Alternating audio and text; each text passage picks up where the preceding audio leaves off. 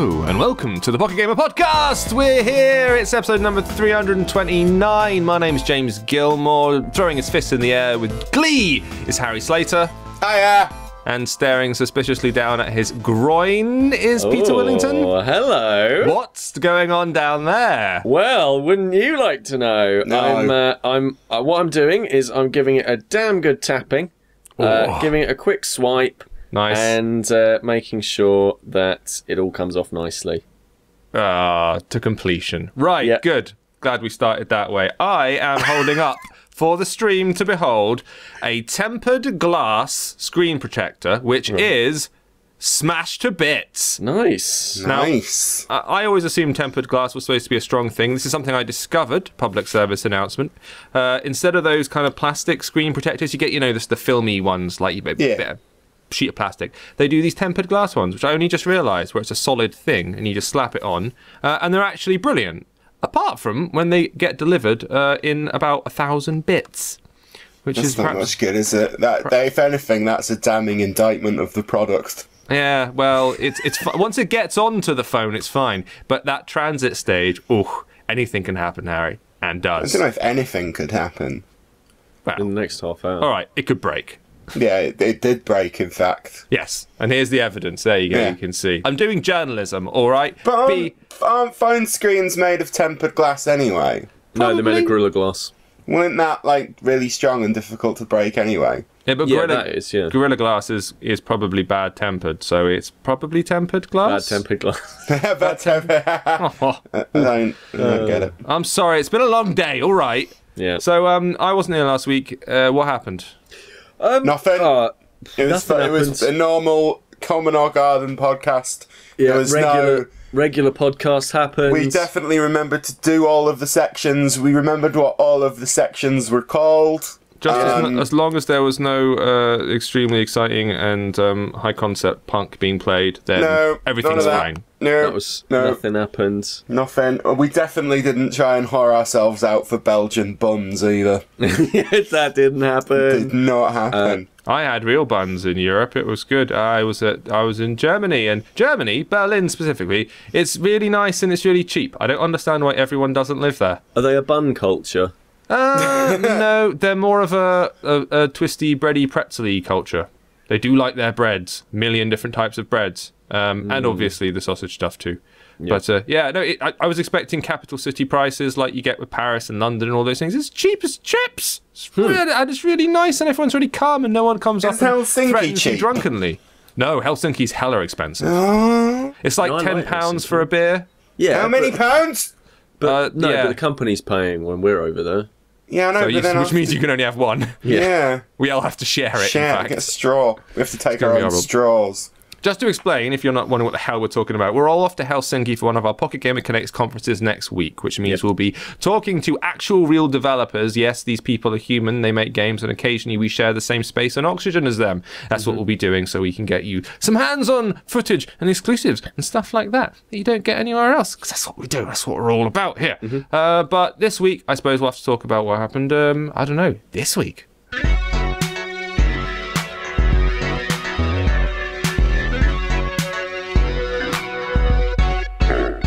All right then, Omega Edition, the Omega Edition of Out There, which is a game that I really liked when it first came out. It came out prior to FTL and shared some of the same things in common with it, though instead of looking at your crew from the top down and managing them, you're kind of managing the resources that are on your ship. So you can see the levels of oxygen and the stuff that makes up the fuel, and you have to go from place to place in a standard roguelike way, discovering stuff and trying not to die, which you inevitably will.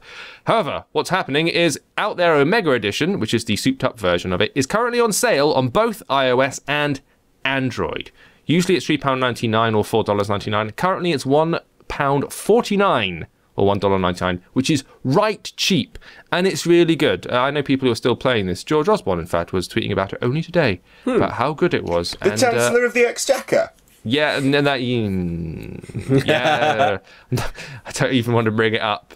Yes, all right. Yeah, I suppose I will. Okay, so one of our guys whom we work with on the conferences is called George Osborne. No, not that George Osborne. The other one who is a person who does mobile things. But I do suggest, if you find him on Twitter, to deliberately confuse his personality and on-screen persona with that of the Chancellor of the Exchequer, because he really, really loves it. He really it's his enjoys favourite thing it. in the world. It's probably not happened before, so No. if you get in there, you could be first. So the Omega Edition, which is a spruced up version, it's got 50 new stories, 50 new alien species, 3 new ships, a new ending, as well as a bunch of new visuals, so it's a really sexy upgrade and well worth getting. We'll be talking more about it in the news section as well, so stay tuned for that. Oh, the latest Angry Birds Epic update gives you Sonic. Sweet. I know. Go fast. Oh, Sonic. Definitely not the blind leading the blind, is it? So you can unlock him and add him to your fighting squad in Angry Birds Epic. It's a limited time crossover event with the Sonic Dash game. So that's the kind of version of Sonic that you're getting. It contains a new level with Golden Pig dungeons. You get a couple of Chronicle caves and a chance to defeat Eggman and his robotic minions. So you get to fight Eggman himself, which would be good if they called him Robotnik, which is his actual name. But they don't. They call him Eggman, so it doesn't count. I'm sorry. Got to stay on brand. It's not. No, I refuse to. No, you've got to stay on brand though. Even though the narrative still refers to his original form as Dr. Kinterbor, right? They changed his name from Robotnik to Eggman. Is it Eggman or Eggman? It's Eggman, isn't it? Surely. Is it? Yeah, it's not like a Jewish surname, is it? It's not like Spider-Man. Joel Spiderman. Oh, I wish it was though. All right, so yeah, if you're still playing Angry Birds Epic, you can get Sonic. Or Help. So we were talking about Out There just a minute ago. It's going to get an even bigger expansion this autumn. So what it's called is a series of multiverse updates that will bolt on a bunch of new content to it. So the first update, which is called Cemetery Gate, you get 3 big major additions. Firstly, you get an easy difficulty mode, which is understandable because it is quite tough and unforgiving, a bit like FTL. You get rings around gas giants. I'm not sure what that's going to add, other than maybe the ability to land in them, perhaps, because you can't land on the gas giants, you just collect gas. And Cemetery Gate mode, in which, and I like this, the last 10 ships you've lost in previous playthroughs will appear on the map, and then you can go and scavenge them. So it's kind of like in Dark Souls or Bloodborne, where you die and then you have to go back and find the enemy who killed you, and that's the only way you can get your blood echoes back. There's something fun about scavenging your own dead bones. In Zombie U, you can when a character dies, it's dead, but you can go back with a new character and find the stuff that you'd collected, but you might be surrounded by zombies, and then the zombies will get you. Zombies. That sounds that sounds like that. Remove all of the uses of the word zombie, and it's almost exactly like and that. replace it with spaceship. Yes. No, Oh, aliens, because the aliens Sure, why not? It's been a long day. So yeah, Multiverse 1 Cemetery Gates update will come out for Out There apparently early October on iOS and Android simultaneously. There's no mention about it costing anything, so I'm hoping it's going to be a free thing, but it may cost some bucks. I don't know, but we'll find out early October for sure.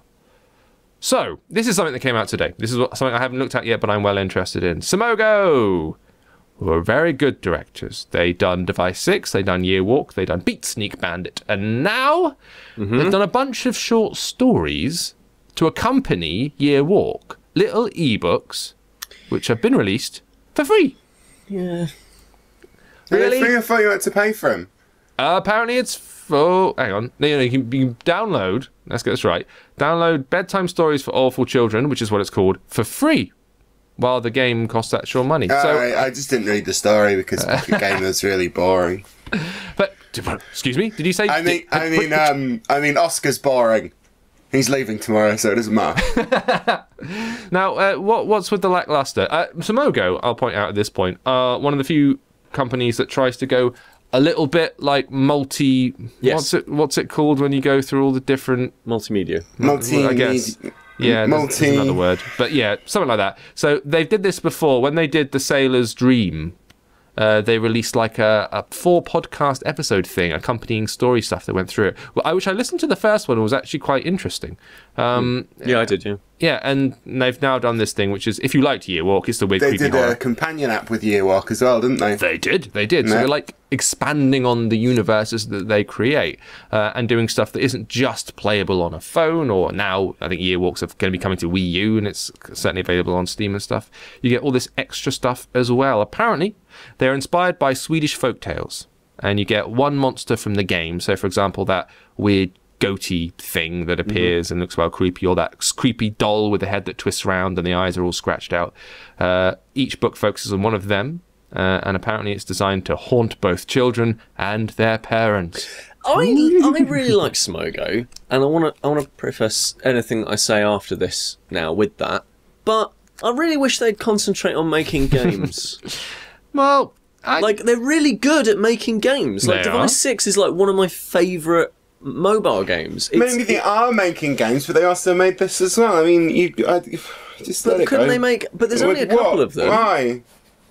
Maybe this is something they wanted to try and do an experiment with. You're all for experimentation. I am all for experimentation. Look at your hair and jumper combination. Yeah, I know. I'm left of field, but the thing is that they make such good games that I wish they would make more. Have you read these short stories?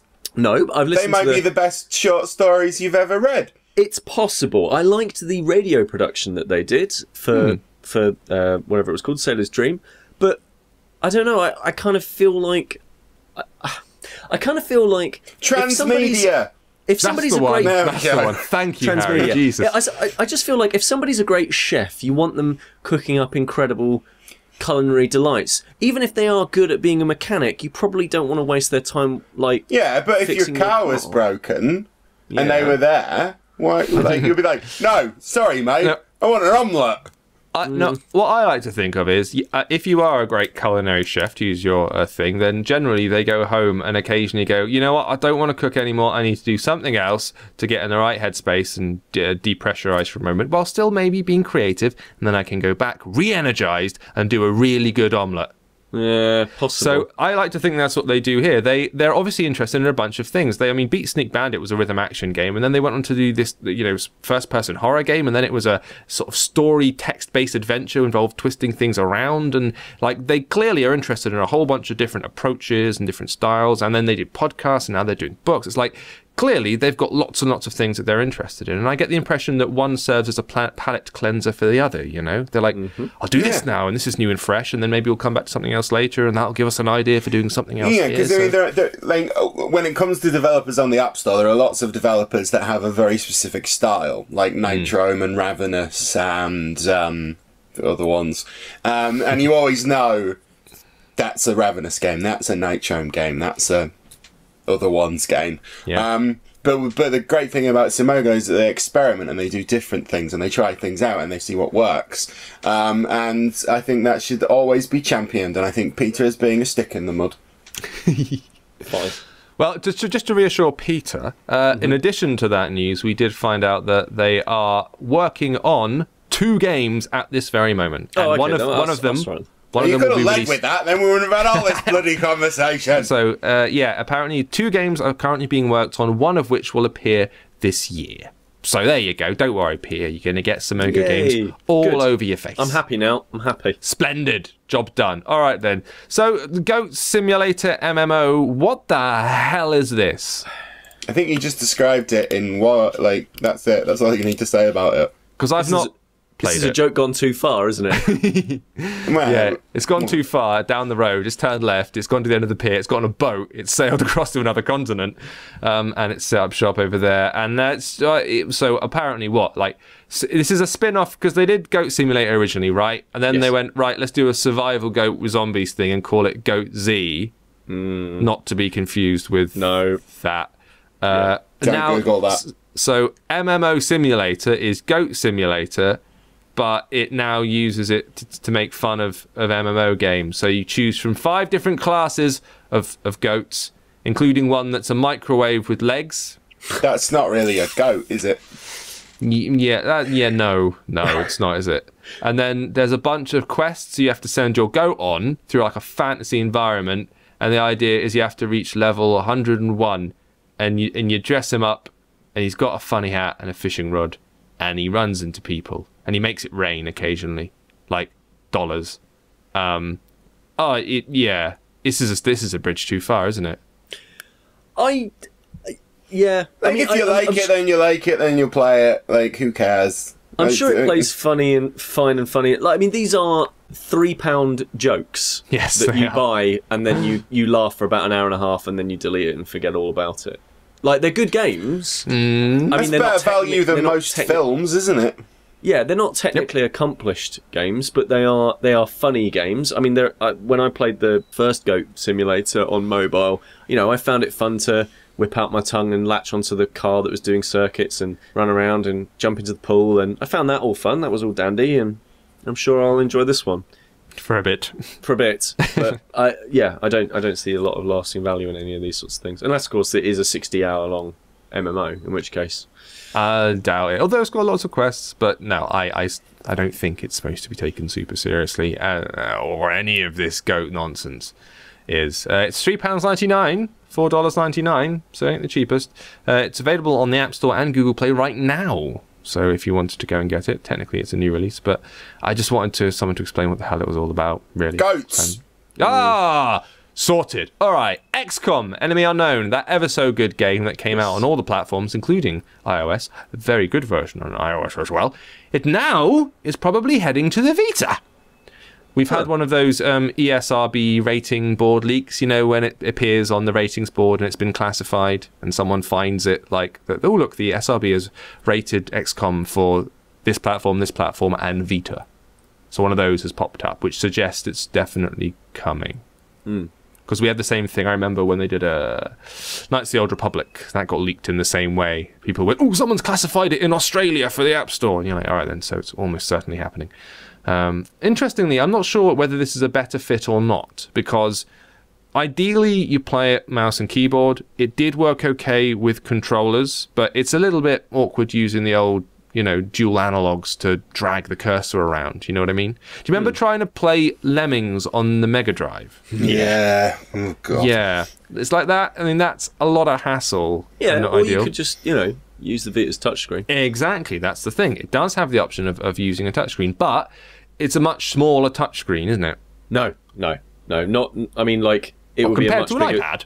Compared to an iPhone, which you can play this on. Like, I mean, playing it on my iPhone 5C would be a far inferior experience in terms of touchscreen size to me playing it on a Vita. You forget how big Vitas are. They are the size like because no one has one. They are massive. I'm showing you with pictures. There you go. No, they are pretty big. But I mean, to be fair, actually, I haven't had a go at XCOM on a phone. I've only ever done it on the iPad because I maybe wrongly assumed that it would be a bit fiddly and awkward. Well, we were all just stunned into silence then for some reason, weren't we? It's like, wow. Well, I honestly have nothing to add to that. You sir have crossed the line. This is the limit. So it does at least give you both options, as you say. So it could work as a touchscreeny thingy. The only difference is you're holding a device that's a lot heavier, I suppose, to hold in one hand and spend all time doing touchscreeny jazz. The back. Or you could use the back one. Do the whole thing by groping the back. Literally the best thing that anybody ever put on a console ever. The only downside of all of this, of course, is that whereas iPhone and iPad and Android, their hard drives are relatively spacious for relatively inexpensive amounts of money. Capacious, one might say. Capacious. The Vita has very small memory cards that cost an astonishing amount of money. Yeah. So, I mean, if you're thinking about getting this digitally, then that might be something to consider. Maybe they'll do a physical version. That'll probably be the one to get, I would argue. I don't think they'll do a physical version.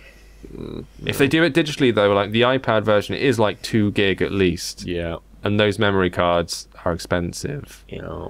So, but Obviously, it hasn't been confirmed for release date. This is all a bit scuttlebutt, but it blatantly is going to happen if they've done it. So there you go. Well, as soon as we know when it's actually coming out, we will let you guys know as well. So you two at the back there with the Vitas, you'll be delighted, I'm sure. I want to very quickly touch on something which is an interesting point that Mark raised in an article, mainly to direct you guys all towards it. He's put out an article with the, one might say, slightly inflammatory headline: Metal Gear Solid 5 is a mobile game. Well, I mean, it's technically not, but yeah, it is, isn't it? Yeah, so we should probably expand on that a bit. So what he's saying is obviously not that you can download Metal Gear Solid 5 for your iPhone, because that would be silly.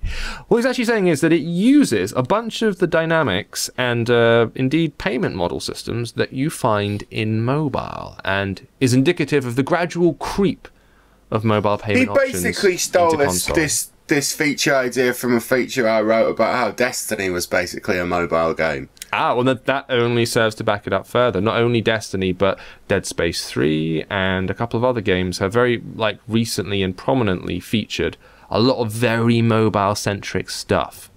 Because you're right, I mean, Destiny, the feedback loop, the grind, all of that stuff, it's very free to play. It feels like it is, and one of the reasons why it's still going on forever and ever and ever and ever, much like something like a Clash of Clans. And Clash of Clans is the example Mark actually uses in the Metal Gear Solid 5 comparison, because you kind of have a home base, like a mother base in Metal Gear Solid 5. Obviously, I've read a lot about it, I don't own it yet, but while you're off doing stuff on the map, your mother base thing could be attacked.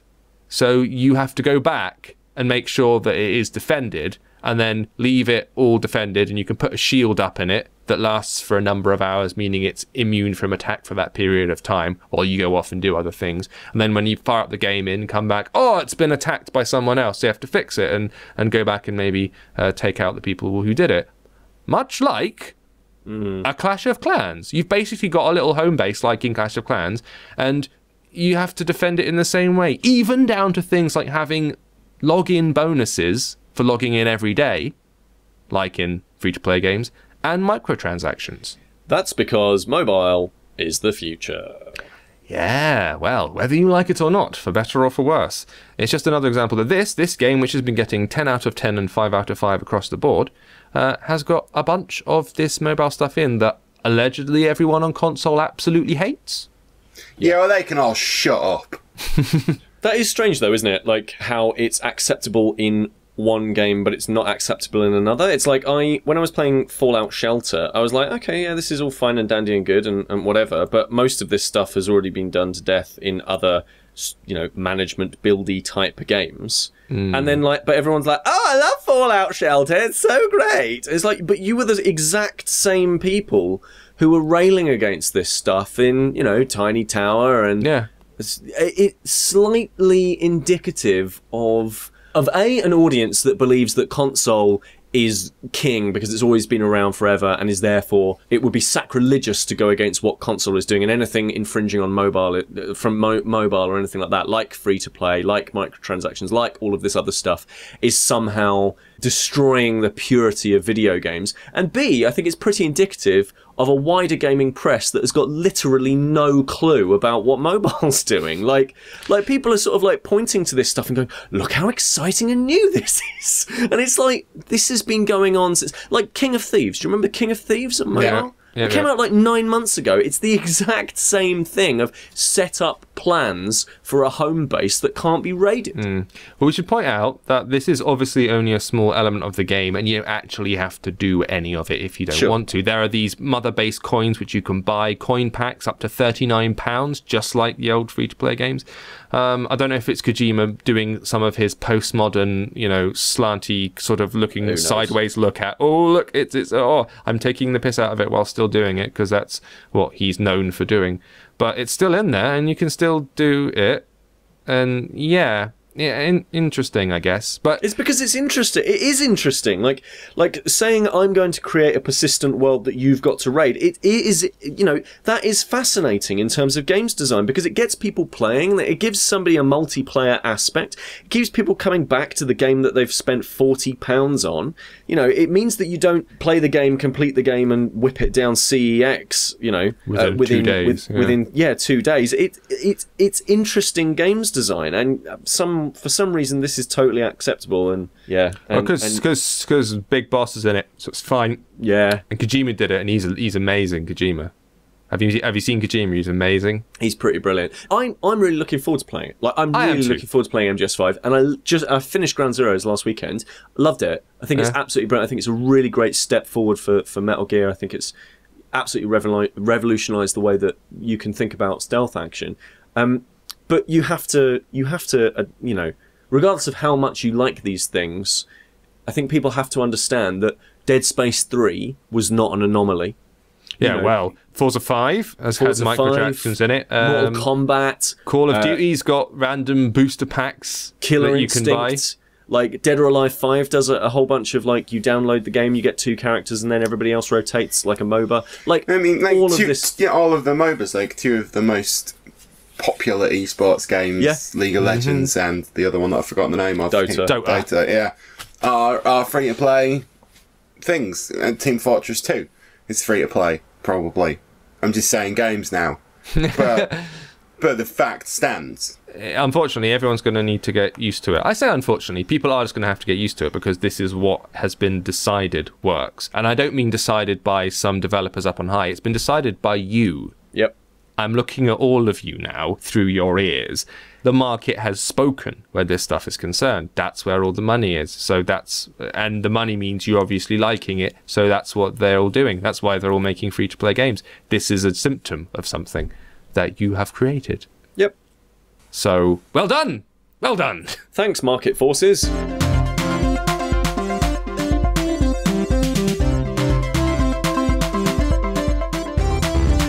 Out and about this week, this is a game that was supposed to appear ages ago when I was on a podcast. And now it's appeared and I'm on a podcast. Coincidence? I think not. I Am Bread is finally out. We got hands-on with this a couple of places. As a preview, Peter, you played it a bit, or at least you saw someone playing it. Yeah, I played it a little bit and I was like, this is well good, boys. Is it? Yeah, I liked it. Why were you playing it with boys? No, I mean, the guy was there and he was a man, and I was like pretending that I was cooler than I am. So what's I Am Bread all about? I Am Bread is a game in which you play as a slice of bread, and your mission is to become toasted. And the way that you go about doing this... That's my mission as well. Nicely toasted. Blood 69. So, yes, basically the idea is that it's kind of like a physics-based game. I mean, we were slightly taking the mickey out of Goat Simulator, but this is basically the same thing. Yep. So, I mean, it's effectively the same joke. It is Bread Simulator. So, you play as a piece of bread, and you flick on the screen, and where you flick on the screen kind of dictates how you're moving the slice of bread forward. You need to get from one area of a kitchen to another area of a kitchen that will allow you to toast yourself. So, for example, you might be, you might be sat on a plate at the start, and then you might see a toaster in the distance, and you go for that. Or, of course, you might be able to turn a hob on and get to the hob. It's not as easy as just pushing forward and whatever, because you have to have it so that the piece of bread doesn't get dirty, which happens if you fall onto the floor. Does a 3-second rule apply? Has anyone ever just gone for the bread to make some toast and it's a bit mouldy and then just pulled the mould off? Oh yeah. Oh, sorry then. Yeah. Oh yes. I've never done that. That's disgusting. Why is really? that disgusting? Have you really never done that? I've never done that. Really? If the whole thing is blue, firstly. But just like that little first little kind of, like, yeah. Just... What? You've eaten cheese, Did you right? do this at like a university or? Yesterday. Yeah, you've eaten cheese before, haven't you? That cheese that is primarily mould. You know it doesn't like actually kill you. Yeah, but that's mould specifically grown for like a reason. That special cheese mould. Special cheese mould. Yeah. I don't want bread mould. Well, I'm not dead, am I? So I've proven your theory wrong. No, I'm not saying that you're going to die from it. I'm just saying that it's absolutely disgusting. Why is that disgusting? I don't eat the mould, I take the mould off. Yeah, but there's mould on the inside of the bread as well. If you've got if you've got mould there, then you've got microbe spores that You're are insane. on the white You are bread. clinically insane. I bet you're one of those people who gets all, there's more germs on your chopping board than there is on your toilet seat. Not you're one if of you those. wash it. No, because it doesn't matter. You're the reason that every child in the next 10 years is going to have tuberculosis by the age of 3. And Don't put that on me. No, it is on you. If you would just eat the goddamn mould, all of this would be fine. Lick my boots! So I Am Bread, which is now out and available for £3.99 or $4.99. They may be hilarious jokes, but they're not cheap ones. iPhone, iPad. It might be. Yeah, it's definitely iPhone and iPad. Yeah, right now if you want to go and get it. What else have we got? Worms. Who's played Worms? I've played Worms 4. Have you? Has Yes. Harry played Worms 4? Nah, mate. No. I was busy doing something, but I honestly can't remember what it. Oh, I was Mark for 2 days, so I was just berating Glenn and Oscar. Yeah, that was fun too. So Worms. Worms is good. It was back in the day when it was originally made on an Amiga, the king of all home computers. And you're some worms and you shoot other worms in a turn-based game of worms. Now, there's been about 1 billion iterations of it since that have gone on, mainly on the PC and appeared on consoles, and it's come on mobile before Worms 3 was available, which was a bit... This is Worms 4, and it has been pretty much designed exclusively for the mobile, and is all the better for it, Peter, would you say? I would say that it absolutely is all the better for it. It's faster, it's quicker, 3-on-3 team battles, single player mode, Facebook organised, asynchronous battling, great visuals that actually look right. Yeah, because we discussed this before. We've been talking about it on previous streams and everything. The original Worms was made ages ago, like 15 plus years ago, and the worms themselves were very, very tiny little thin things that were only a couple of pixels wide on your computer screen. And if you try and translate that to a mobile device, obviously it'll be borderline invisible. It'll look like you're trying to move around bits of lint on your screen. So now they've got these very big, chunky, cartoony, like, you know, cel-shaded looking kind of characters, which actually works very well if you're playing it on a phone. Great big meaty controls you can move around. Only 3 worms per side now instead of 4 to make the battles move a little bit quicker. I've played it a bit. You've played it more than me. It does feel a lot more comfortable. On the mobile screen. I wasn't taken with Worms 3 rather, but this one seems to have... Worms 3 was originally built for mobile as well, though, wasn't it? Didn't it come out on mobile first? I want to say that it did. Yeah. I'm pretty sure it did, because they talked to us about it. And we're like the mobile great, people. though. No, it wasn't. It was good. It was Worms, but it was still a bit fiddly. But this does look chunkier and beefier and wormier and speedier. It was fine, but though the inputs and so forth were made for mobile, I never quite felt with Worms 3 that the gameplay was made for mobile. It felt like it was transitioning from a console or a PC to a mobile without really thinking about how mobile players play. Yeah. Whereas Worms 4 feels much more focused on mobile stuff. I mean, Christ, they've got a 3-star rating in it. They do. Yeah. They have a 3-star system. You've got a little single-player campaign where you're hopping from island to island, working through a tutorial. Like you said, because of the 3-player thing, everything moves a bit shorter, a bit faster, which is ideal if you're playing on mobile in like short bursts. So yeah, I think they have put... I mean, Worms 3 was their first real mobile game, wasn't it? Yeah. And they've sort of been pushing that way. I mean, you know, in a way, Team 17 has always been a very traditional sort of just made Worms games. Yes. Really. Yeah. So it's They good did to that see remake of Alien Breed, which I wasn't a fan of. It's alright. It's alright. Yeah, but this feels like a refinement, like you say, and it does feel definitely like an improvement. I don't know if we have a review up yet. I don't think so, but I think it'll be a stronger score than the previous one based on what I've played. So you can get it right now. It is. I mean, is it free? It's paid. Free, isn't it? Oh, it's paid. It's paid. Sorry, my bad. We still don't have a price yet, though. A couple of pounds, possibly. But seemingly more worth it than Worms 3, but keep an eye on the site for video and written reviews of the game when it's finished. Now then, what is... I get the impression one of the bigger releases of the week, or certainly anticipated, The Deer God. I had no idea about this game at all. Really? Yeah. Does anyone? Have I just brought up something awful? No, I've heard the name. I literally have no idea what this is. It's a pixel art platform adventure game. Oh. It is, exactly. I only know that because I just read the scroll down as James was getting to the video on the stream. Which is, to be fair, what I'm going on. I've only just come back this weekend. I'm slightly clueless. Now, people have been anticipating this. I heard the buzz about it beforehand because it looks very good in a trailer. Yes. Very, very good, because it's using a pixel art style, but in a 3D way. So you're hopping along in a platforming fashion, left to right. But there is depth to the screen, so you've got objects in the foreground, middle ground, and background moving along, so you get that lovely parallax scrolling effect. The environments are these kind of luscious outdoor places, these indoor rocky coves. You're fighting these elemental fantasy-looking creatures, giant frogs and weird bugs and whatnot. And it looks terrific. There's puzzle stuff as well. And based on visuals alone, I was like, yeah, all over this.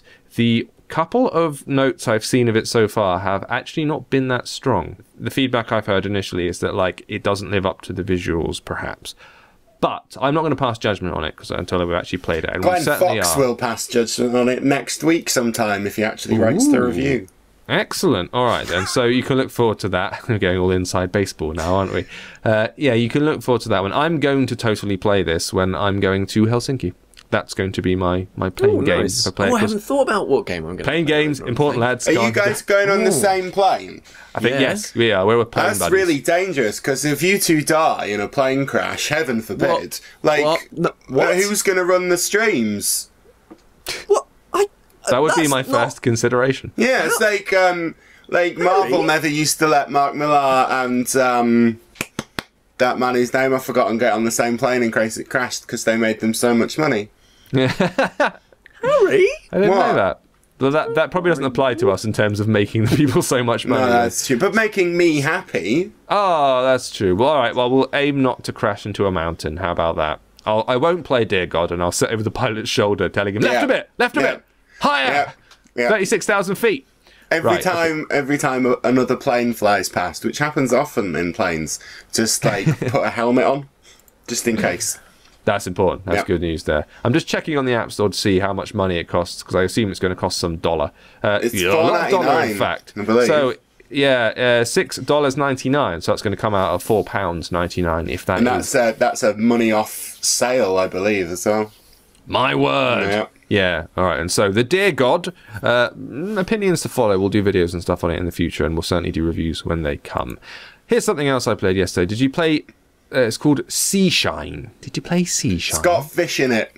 It has? Well, sort of. It's got a jellyfish in it. I'm pretty sure it's got a fish in it. I looked at some art. There are some, yeah. It's kind of like a... I suppose it's an endless swimmer. We were trying to work out what to call it yesterday. So you are a jellyfish. You're going through a series of underwater tunnels, trying to get as far as you possibly can. There's a little life meter at the top, which gradually depletes as you move. So you have to go and collect little glowy fish, gobble them up in your jellyfish way, in order to extend the bar in a sort of outrun kind of way, to keep moving further and further and further. There are weird, scary fish which block your path. There are big, blowy, uppy fish. I think that's what they're called, blowy, uppy fish. Mm-hmm. I think they're called blowfish, mate. No. And that one on the screen is a pilot fish. He's a pilot fish, isn't he? Yeah. He's going to be the one flying us to Helsinki. Yeah. Why did the plane crash? Because the pilot only had flippers.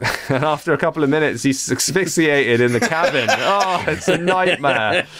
Airplane 3. Right, yeah, so I played it. The look is okay. It's a lot more frantic than I expected. I thought it was going to be all serene and floaty and relaxing. Fish in water, Echo the Dolphin intro. And then it turned out to be much more like the latter stages of Echo the Dolphin, as in harrowing and quite scary and frustrating, because you have to go further and further and further. It feels like a little bit too much randomness going on. It's procedurally generated, and it feels like you just wind up going down a tunnel and then you reach a dead end, so screw you, because it happened to procedurally generate a dead end on that one, and you're like, oh, bugger.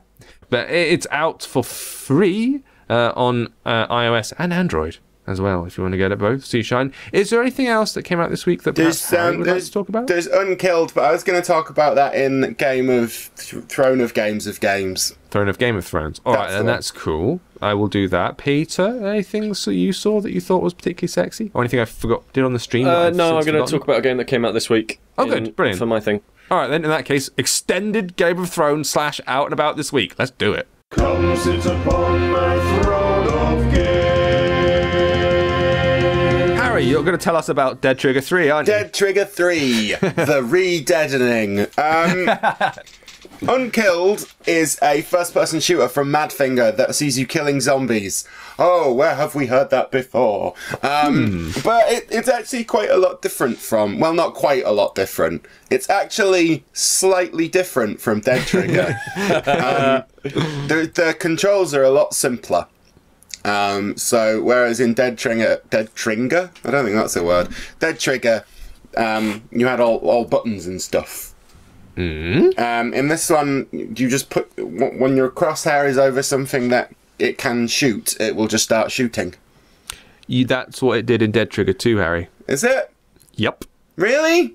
Yep. Alright, this is just Dead Trigger 3, then move on. Yeah, it is. I reviewed Dead Trigger 2, I don't remember that happening. You had the option to switch between the two. Oh, did but they you? introduced it there. Oh, okay. Well, I obviously didn't switch because I'm a hardcore Elite gamer. Which do you prefer? Having played both of them, as Harry explained it, it's a two-system. People get a bit angry about this. So one option is you've got a fire button. So you swipe with your right-hand thumb to get your crosshairs over there. Then you release it, and then you go down and push the fire button, which means you can't turn and fire. So you have to stop and do it. Keep on, off, on, off, on, off. The system we're talking about here is as soon as your crosshair drifts over a head, boom, the gun automatically starts firing, which means you never have to lift your thumb off the screen, but you can't choose, essentially, when you... I mean, I've played a couple of hours of it now using this controls, this auto shooting, and it works really nicely on mobile. I wouldn't want to do it on anything that had physical buttons because then all my friends would laugh at me. They would. But with a touchscreen, I think it works really, really well. It takes away that fumbling nature and it makes you feel like a big gun-toting badass rather than sort of a man who turns around, looks at a zombie, considers which button to press on his gun, then throws a grenade accidentally, which is quite often what happens in first-person shooters on mobile. Boringly, I completely agree with you. Yeah. In principle, I understand people taking offence with it. It's like, how dare you remove the right for me to aim at a zombie and not shoot? Yeah. But on mobile, it is the compromise that makes sense because you don't filling around with virtual buttons is a drag. Yeah. And frankly, if your gun is pointing at a zombie, why aren't you firing? Yeah. Under what circumstances would you not be firing? Yeah, I mean these are the same harder core than thou arguments. Someone up my top. Go get it. There's the... Oh my god. These are the same... By the way, we're on patreon.com/AppSpy. These are the same harder core than thou arguments that people made when first-person shooters made the switch from PC to console. People always said, well, you're going to make the controls dumber. You're going to dumb down the game. It's not going to be about precision movement of a mouse controller to precisely shoot where you want to shoot. It's going to be about sort of auto lock on and no scoping and all that kind of thing. I'm kind of glad that they've gone ahead and made this much more streamlined because that's the kind of game that I want to play on mobile because I want to play games that are made for mobiles, you know? Yeah, I've always had an issue with first-person shooters, and I still on mobile, and I still do. And I do think this is actually one of the more elegant solutions for it. They've tried a few. The Drowning notoriously did this whole like tap thing. God, that was awful. Yeah, they tried to tap on the floor and you'll find your way to it, and inevitably you wouldn't, and it would suck. So don't do that. This is the compromise that we're looking for. I didn't mind the mechanics of Dead Trigger 2. I am still baffled. I'm back. Good man. Providing you've played more of this, you played a couple of hours that you say. I played a bit of it at E3 when I went over. Why isn't this Dead Trigger 3? What is the argument behind it? Because effectively, they're trying to launch a new IP with this. It doesn't have the brand recognition that Dead Trigger had. And Dead Trigger was big and made them a ton of money. Why? I cannot fathom why. Yeah. I don't know. If they'd said this was Dead Trigger 3, I honestly believe that this would be being downloaded much more right now. I mean, it's weird because it's got a smaller scope than Dead Trigger. Yeah? So, well, I mean, Dead Trigger was like worldwide and... That's right. Like bouncing, building bases. In a weird way, it feels like a more focused, more hardcore Dead Trigger to me, anyway. That it's got that the levels are less sort of casual almost. That I mean, there were like there's quite a lot of base building elements and stuff in Dead Trigger, and I haven't really seen any of that yet in this one. Okay. But even then, couldn't they have just done like, well, this is Dead Trigger 3 and we're streamlining it a bit? They could have done. But they made a game about making models that didn't even exist, so they're not the brightest. They did. In Monzo, it was called. But I just don't understand why capitalising on the brand awareness. Then... Is it maybe, then, could this be something that is slightly akin to the Counter-Strike Team Fortress model of... Team Fortress 2 is the game that everybody downloads off of Valve because it's free and it's fun and it's stupid and everybody has a fun, ridiculous time with it. Counter-Strike is the game you download when it's time to play serious, first-person, competitive, multiplayer video games. Well, I mean, you know what I'm saying. Like, I mean, it's I would agree with that argument, but the difference here is that Counter-Strike and Team Fortress are visually and I mean, this even has very, very different games. This has got the same crawling under things, animations, and the turning around corners, and I mean, it is just everything's green. The zombies have the same glowy eyes. If you showed me the game, I'd say, oh, you're playing Dead Trigger. Yeah, but is this going more towards a different audience? Is the actual gameplay core loop? Is it trying to go for a more core gamer? It's or is slightly different, but it's not. So like, it's not. It's still very much a game about shooting zombies in the face. There's no getting around that particularly. It's the same. You know, the levels are about the same length, but they're a bit more, slightly more. Well, not exactly storage, but it's different, but it's not different enough that you would think it would be worth branding it as something other than Dead Trigger. It's just confusing. I honestly don't understand why. They must have a reason for it, but it's not evident, so I just shrug. So this is available to play right now. It is free, obviously, free-to-play action. You will get the same energy systems are in place, so you'll be kicked out of it after playing for a little while. And first person. Yeah, Exactly. All right, then. Peter, what was it that you were going to tell us about? Another game that's out this week, I hear. Another game that is out this week, what I have been playing, is called Mr. Nibbles Forever. Because you know what? This podcast is not casual enough. That's my big fury. That's my big fury. That's why I'm staking my pole in the ground. Trousers off, everyone. Trousers off, everybody. It's time for some casual games. Mr. Nibbles Forever is a side-scrolling 2D auto-runner starring a little hamster thing. And basically what happens is the hamster runs along automatically. You can tilt the device left and right to make it slow down or speed up. You can tap the screen to jump. Once you've got the power up, you can double jump to tap again. And it has that Crossy Road-esque, lots and lots of different characters that you can play as. You can I've unlocked a Michael Jackson one that says, Shimon, when you start the game. Wow. Okay. And you run from left to right, picking up bits of these coin things, and then you can unlock stuff along the way. And then you can die a terrible death if you get like wrapped up by a spider. A spider like goes, hey, and he like wraps you up like the little boy from Limbo, wraps you up in a terrible cocoon of death. Oh dear. And that was a surprisingly horrid moment, actually. The spiders are really nasty. They jump at you when you're close to them. You're a bit scared of the spiders, Peter. I am actually scared of spiders, so let's not make fun of that. But yeah, and it is a fun, attractive-looking 2D side-scrolling auto-runner, and I thought it was a cut above the rest. So you're saying that you're attracted to hamsters? Yeah, effectively, that is what I heard. I mean, it is super casual, like ultra casual, and it is going for that audience that wants, that sweet, lovely. I want to play as a silly hamster in a 2D auto. Like, it's not for us. He turns into a Nyan hamster. Yeah, of course he does. Of course he does, because it's full of these little silly cultural references. Now, it's not, as I say, this isn't something that is like super core or anything like that. It's not the usual kind of audience that we tend to be known for catering for. But I downloaded it and I played it and I enjoyed it. Good. All right then, what's it called? Full name? Mr. Nibbles Forever. Bless. All right then, and this is out right now. It is. Normal people can download it. Yes, normal people. In fact, normal people do download it. That's the point that I'm making about these games. You're saying good. we're not normal? No, I'm saying that you're uber normal.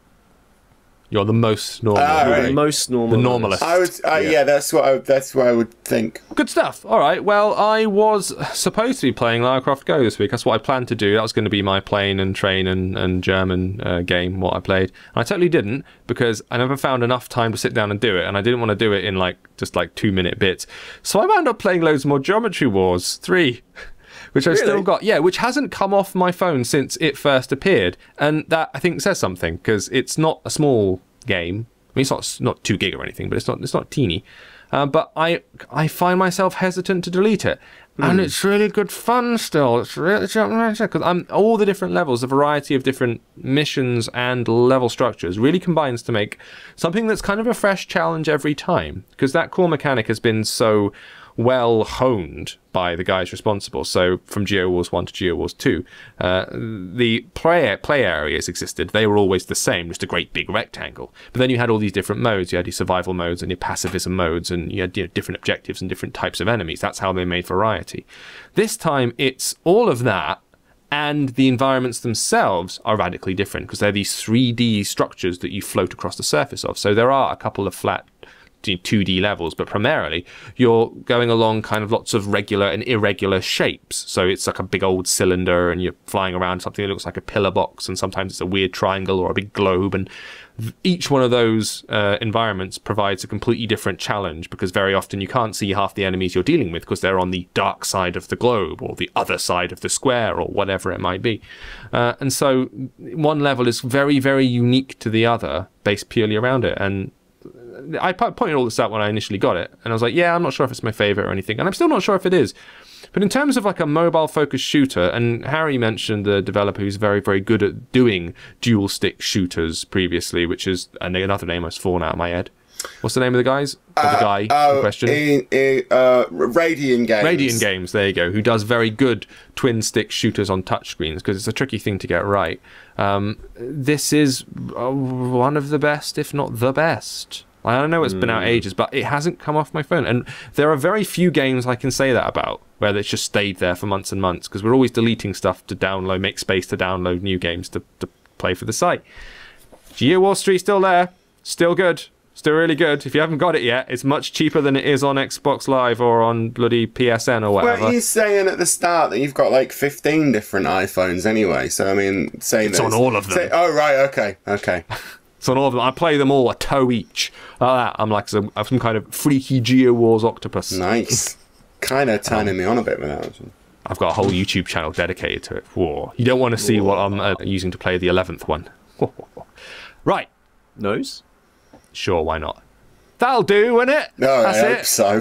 Yeah. So before we go, we did, as Peter mentioned very quickly earlier, we started a Patreon. We're doing a Patreon for AppSpy. AppSpy's got a Patreon. You can contribute to this Patreon if you like to see AppSpy doing more video stuff based around Patreon something, things. right? What? Okay, here's the thing. This is how I figured it out earlier, right? Hit me.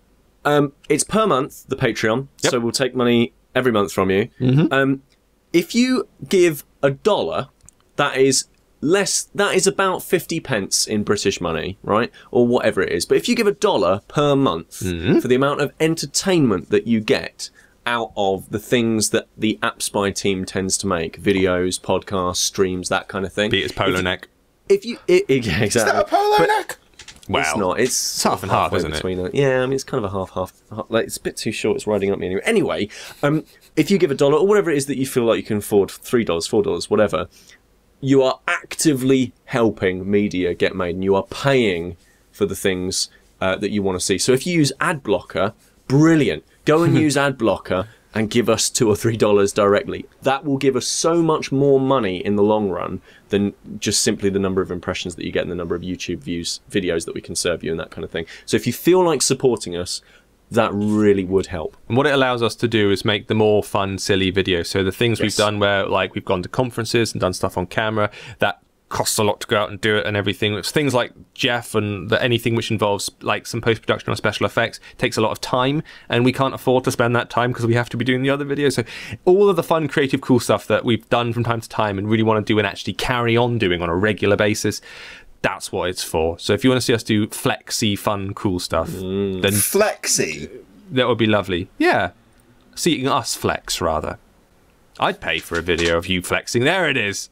Tickets to the gun show. $2 a month at Patreon. Beautiful. All right. That's enough of that. Thank you ever so much for watching and listening as always. We'll be back next week in some form. We will be in Helsinki, so there might be some, depending on how good their Wi-Fi is and whatnot. Actually, no, we'll be back. We'll be back by then. We'll be back to tell you tales of Helsinki. Oh, yes. But we'll be a mess. So look forward to that. It'll be a shambles. Love you guys. See you later. Bye. Bye, everyone. Bye. Bye. Thanks. Bye.